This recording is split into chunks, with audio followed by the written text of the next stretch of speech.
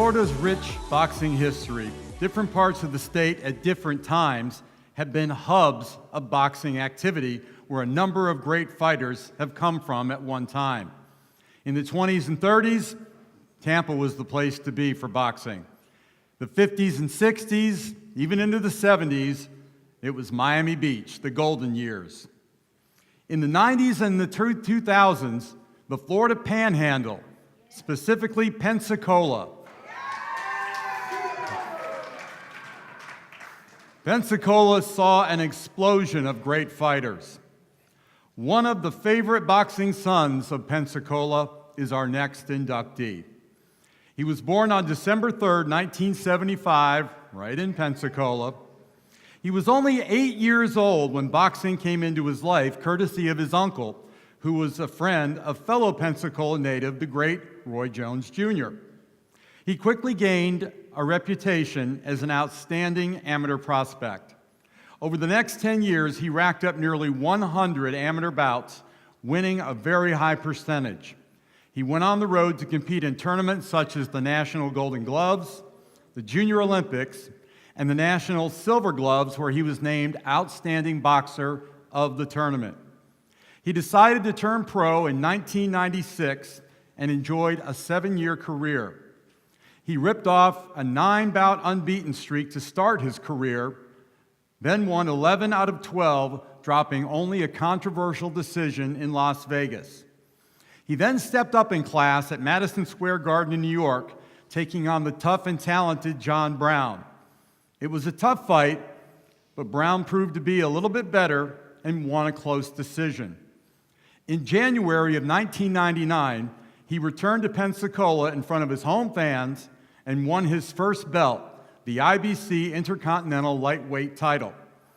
After that, he won 5 straight bouts in 1999, including 3 successful defenses of that IBC title. He started 2000 with a WBO world title elimination bout in Atlantic City. He would beat Ariel Nistal by a 12-round decision to earn himself a shot at the WBO World Lightweight Champion, Acelino Freitas. The bout was held in Detroit, Michigan in June of 2000. Freitas was undefeated and heavily favored, but he found himself on his rear end on the canvas in the very first round, courtesy of a very sweet right hand. He knew the champion would rush at him in the second round as he tried to strike with another right hand, but then he himself was caught with a devastating punch and was unable to recover. Despite that loss, his stock rose, and after a 6-month break, he fought for the NBA World Lightweight title in Biloxi, Mississippi, in another blistering fight against the very talented David Armstrong.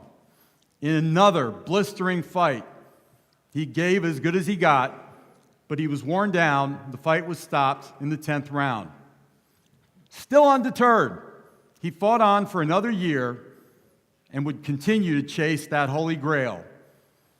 In September of 2002, he traveled cross-country to Portland to take on Johnny West for the vacant NBA lightweight title. This time, he reached out and took his destiny and became a world champion. It would be the final win of his career.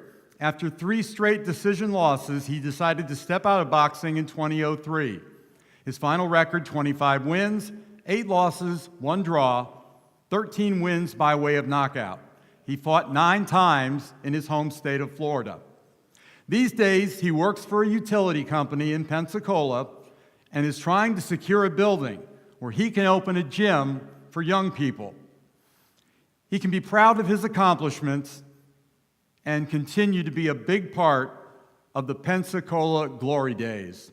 Ladies and gentlemen, please join me in welcoming to the class of 2018, the Florida Boxing Hall of Fame, former NBA lightweight champion of the world, Lemuel Nelson.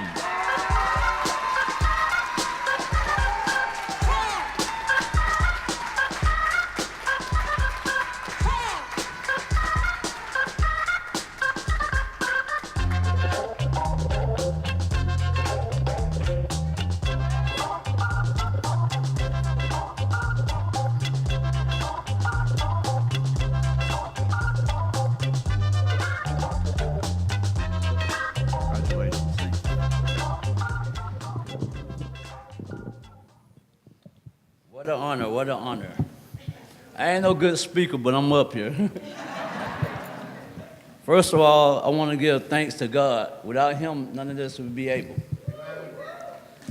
I want to give thanks to Florida Boxing Hall of Fame for taking their time to reward me with the accomplishments and the hard work I put forth in the boxing. I want to thank my wife for being there and pushing me and telling me, hey, you got to work harder. You ain't looking like you need to look. Hey, she was there. I want to thank my mom and my family that's over there.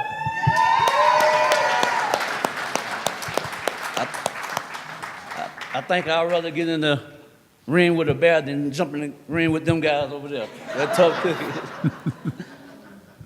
First, and I also want to thank back home my square ring family, Mark, Derek Gaynor, Roy Jones Sr., Roy Jones Jr., Billy Lewis, Fred Levin, and Dr. Richard Lucy.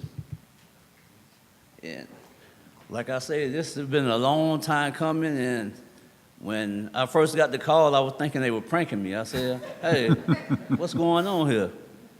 So I got another call, and I didn't answer. I said, let me call somebody who knows something about it. That'll be Mark Lanton. I said, Mark, what's going on? He said, well, I got a call too. So once I did get in touch with him, hey, it's been a blessing ever since. I love this, and glad to go down in history in the Boxing Florida Hall of Fame. Thank you. I used to let the mic smoke. Now I slam it when I'm gonna make sure it's broke. When I'm going, I want the song, cause I won't let Happy anniversary, 10 years, the Florida Boxing Hall of Fame. Thank all of you, or we wouldn't be here.